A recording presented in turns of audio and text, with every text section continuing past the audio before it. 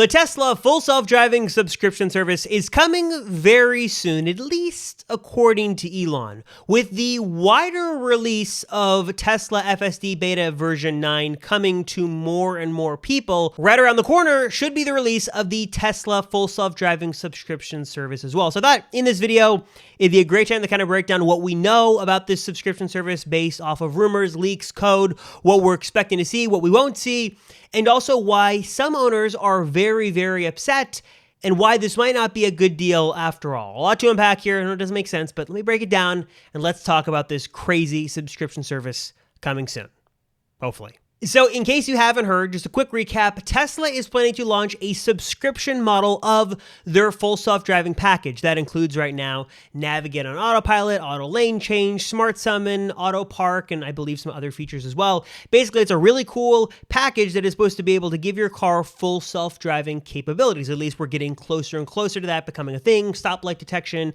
driving on surface streets automatically, all that cool stuff as well. As of right now, the cost of that package is $10,000, which is great for some, not so great for others. And I think Tesla wants to give more owners the chance to experience this and also kind of give them what they've been clamoring for, which is a subscription model. Great for everybody because it gives Tesla the ability to make more money for more individuals who they couldn't get money from in the past, and also gives owners a more economical way to get into this package. So it's kind of a win-win for everybody, and it should be coming soon.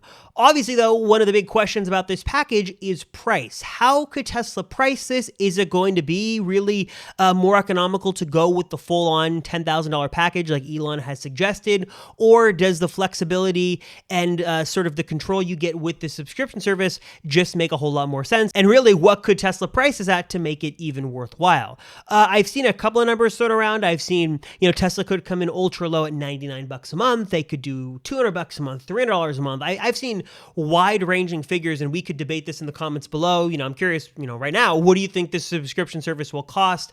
And we really don't know. What I have seen suggested from some, and I think what came around was kind of going around the web in some code, was that Tesla could do sort of a tiered offering of this subscription model, that you'd have maybe a $99 a month offering that gave you maybe 2 or 3 of the different features. Maybe you had navigate on autopilot and smart summon and auto lane change, but you didn't have some other stuff. And then they could do a higher price tier that gave you all the features for a more expensive price tag. Now, on one hand, this definitely would not be unprecedented given what Tesla has done with autopilot, enhanced autopilot, full self-driving. They obviously have done tiers in the past, and to sort of artificially limit some of the features for a higher tier does make sense. It gives the people who want all of the features the ability to pay for them and basically unlock all those features, but also those who just want 1 or 2 features or just want to have the ability to use some of these more advanced features on the highway, the option to do that as well with a lower priced offering. Now, if you look at what Tesla has done with premium connectivity, basically the car's data plan, you get a lot for those features for $10 a month. I don't think that $10 is outrageous. It's not overly expensive. It's not cheap, but I think it's like priced right in a sweet spot that makes a lot of sense for many people. I think the same could be said for a subscription service that was sort of tiered. $99 a month would be a really great option for a lot of people. $200 a month for all the bells and whistles would also make sense as well. And again, got to ask your opinion. What do you think of a tiered system? Do you think that would make sense for Tesla to sort of tier the systems in a way that gave you access to the features just on the highway or just smart summon and then all the bells and whistles in a higher price tag tier? Thoughts on that? Yay, nay? Let me know in the comments down below. The other thing we know from code leaked is that you can do all of this basically within the Tesla app itself. There's already a subscriptions pane in the app right now, and you can do this online. And presumably you can do the same thing to add this full self-driving subscription service to your car. Now, one of the things that I've seen floating around online is if Tesla could make sort of a lockout period where you couldn't resubscribe if you canceled. So let's say it's July right now. Let's say in August, I subscribe to the service. I use it for the full month. I love it, but I don't need it in September. If I cancel in September, Could I reactivate and resubscribe the next day, the next week, the next month? Is Tesla going to lock me out for like 30 or 60 days until I could resubscribe? I'm not sure if they could do this. I could see kind of both sides as to why this would make sense and why it wouldn't. But just something we've seen floating around is that they could impose some kind of lockout period for you to not be able to resubscribe right after you already canceled. Just something to kind of keep in mind. But regardless of that, you can do everything in terms of managing the subscription, activating it, canceling it all over the air through your phone. No having to go to a dealership, a Tesla service center, I guess, rather. No having to call a number. You can do it all digitally from your phone. And it should be pretty much instantaneous. At least that's the theory. Now, one point of contention with this whole thing and what could kind of throw sort of a curveball into this for some owners is the fact that what we know right now, at least what code suggests, is that to use this full self-driving subscription service, you will need to have Hardware 3 equipped inside of your Tesla. You need a Hardware 3 computer to run this service. Whether that is a physical, real limitation or an artificial limitation, we don't know, but you are going to have Hardware 3, at least that's what it appears to be, in order to subscribe to this package. Now, if you want to know if you have Hardware 3 or not, there are a number of ways you can check, but to simply, kind of paraphrase it, if you can see the new visualizations, i.e. if you can see cones in your car, then you have Hardware 3. If you can see cones and trash cans and stuff like that, you have Hardware 3 in your car. If you don't, you could have Hardware 2 or 2.5. Now, in the past, for owners who bought the full kind of, kit and caboodle, the full $10,000 package, Tesla would allow them to upgrade from Hardware 2 or 2.5 to 3 for free. I believe that Tesla service centers, at least some, would upgrade that computer for free since they bought that package after the fact. Will Tesla allow you to pay to upgrade in order to get the service? We don't know. I've heard some service centers seem to be okay with it, some not, so I'm not sure what the policy is company-wide. It seems to kind of vary by location, but it seems like if you have an older Tesla and you want to subscribe to this package, you are going to have to pay potentially or somehow need to upgrade your computer in order to take advantage of the subscription service. So sorry about that if you have an older system, just something to sort of keep in mind. Another interesting new tidbit of information we learned over the past couple of days is, according to Elon, a new UI is coming with the release of this full self-driving subscription service. Obviously, this new Mind of Car view that we see in Beta 9 of FSD looks really cool, and that will be supposedly coming to other cars. But in the context of this Twitter thread, it seems like this person was referring to the new UI we saw in the new refreshed Model S and Model X. That apparently is coming to the Model 3 and Model Y as well, presumably in other Teslas as well, with the subscription service launching. So I guess if your car has Hardware 3 and you can get the subscription service, you also should get this new, more powerful, more customizable UI. Again, he didn't really say if that's what's happening, but that appears what it seems like he's saying. Also, is this the official release of version 11? Because we're kind of far away from the holiday update.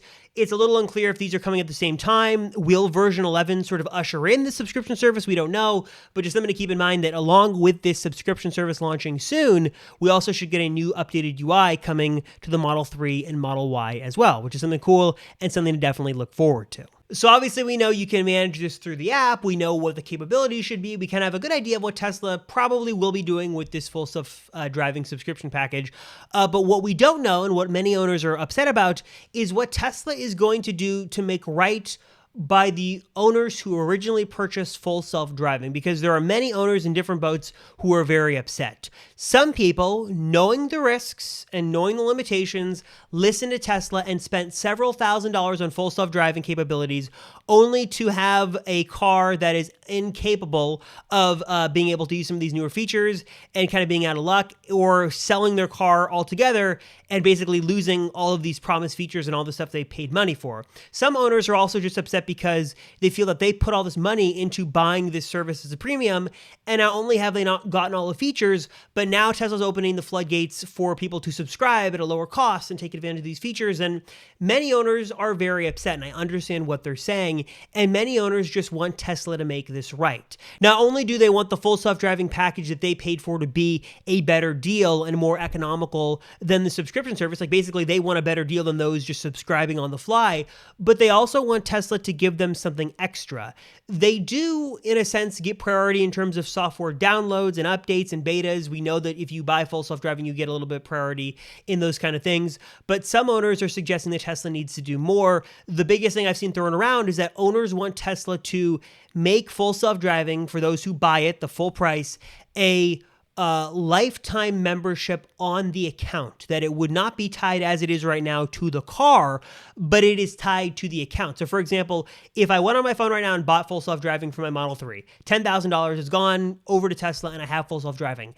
If tomorrow I sold my car, it got in an accident, got totaled, if it went off a cliff, I would lose full self-driving. Poof, gone. It's over with, and I no longer have that package. And if I want to go buy another Tesla, I'd have to spend that money all over again.